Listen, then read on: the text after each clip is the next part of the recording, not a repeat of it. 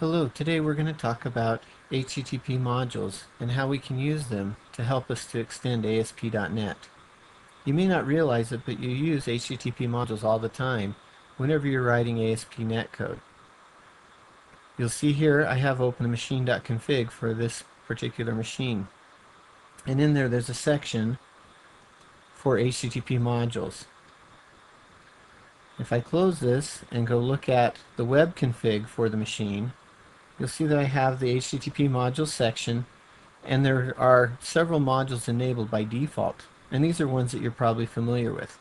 Output caching, session, Windows Forms and Passport authentication, role manager, authorization, profile, and error handling. So even though you may not realize it, the ASP.NET architecture uses HTTP modules, and we can tie into that same mechanism to extend ASP.NET and get it to do what we want it to. So today I'm going to show you how to create a module that will capture the begin request and end request events, and will modify the HTML. The procedure to create an HTTP module is the same regardless of what functionality we want in it. The first thing we do is we create a class that will implement iHTTP module interface. We then handle certain events inside of that class. Once we have the functionality that we want in that class, we register the class with the web config. Then when a request comes into our web server, the ASP.NET infrastructure will see that we've registered a module and will insert it in the appropriate place in the processing pipeline. So we'll start off and create a new website.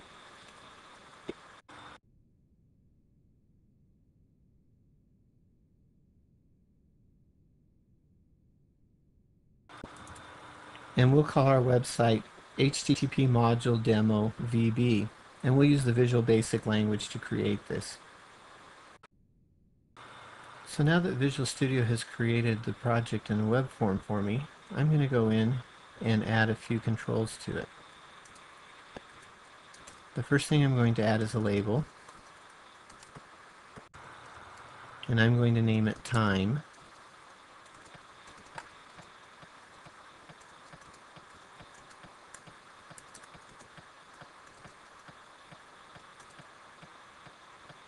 And then I'm going to add a button,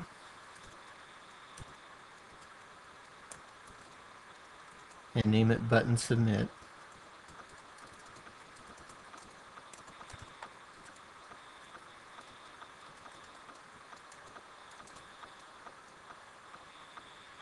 Now that I've set up my basic UI, I want to go in and set up events for this page.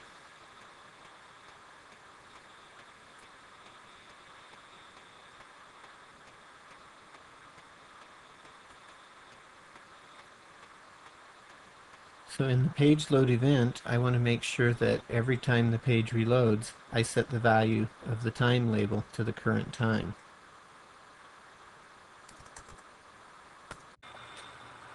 And now my page is set up, so I want to go and add the class that will implement my HTTP handler. To do that, I need to add an app code directory to my solution.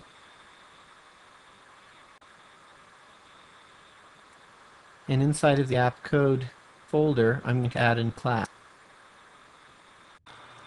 And I'm going to name that class request data.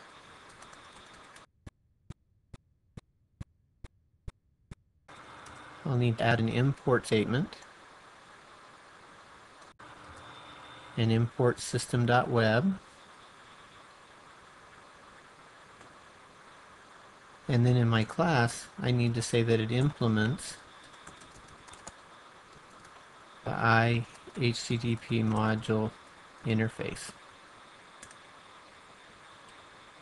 When I click enter, Visual Studio 2005 will automatically add for me the methods of the iHTTP module interface that I need to add code to. In this case, the dispose method is used if I am using any managed resources and need to clean them up. Since I'm not planning on using any resources, I won't add any code here. The init method is where I will add delegates that will handle the events that are fired when in the page lifecycle.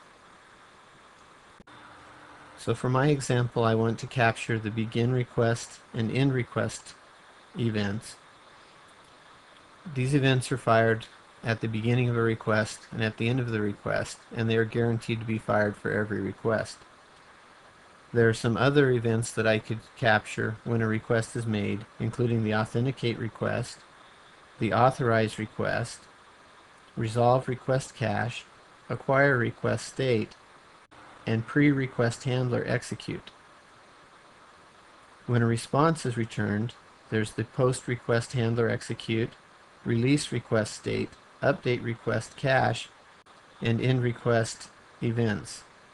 In addition, there are 3 events that might be fired in a non-deterministic order as part of the processing pipeline. They are pre-send request headers, pre-send request content, and error.